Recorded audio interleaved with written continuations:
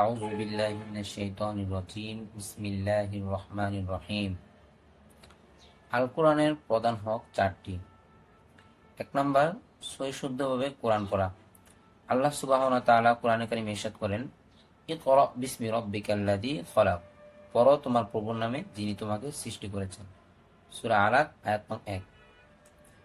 আল্লাহ তাআলা কোরআনুল কারীমে আরো বলেন, ওয়ারাত্তিলিল কুরআনা তারতিলা, ধীরে ধীরে সহি শুদ্ধভাবে কোরআন তেলাওয়াত করো। সূরা মুজাম্মিল আয়াত নং ৪।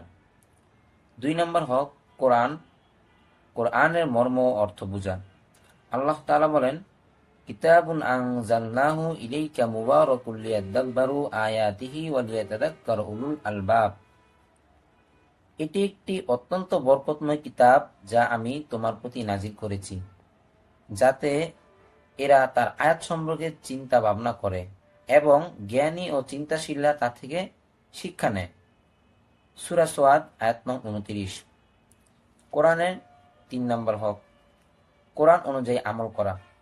আল্লাহ তাআলা বলেন, কুল আমিনু বিহি আও লা তুমিনু ইন্নাল্লাযীনা উতুল ইলমা মিন ক্বাবলিহি ইযা ইউতলা আলাইহিম ইয়াখিরুনা ইল আযকানি সুজদাা। হে মুহাম্মদ, এদেরকে বলে দাও, তোমরা একে মানো বা না মানো।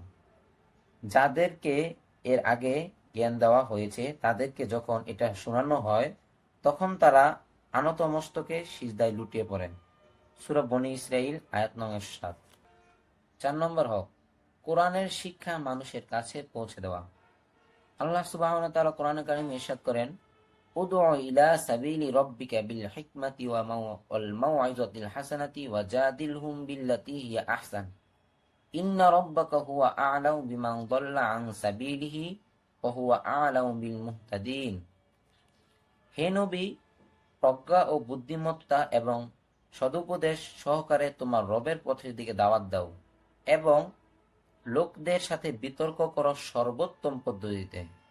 তোমার রবই ভালো করে জানেন কে তার পথচ্যুত হয়ে আছে এবং কে সঠিক পথে আছে।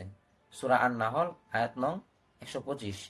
এ ব্যাপারে রাসূল সাল্লাল্লাহু আলাইহি সাল্লাম বলেছেন, খায়রুকুম মান তাআল্লামাল কুরআনা ওয়া আল্লামা, তোমাদের মধ্যে সর্বোত্তম ওই ব্যক্তি যে কোরআন শিক্ষা করে এবং শেখায়। সহিহ বুখারী হাদিস নং ৯৯৩।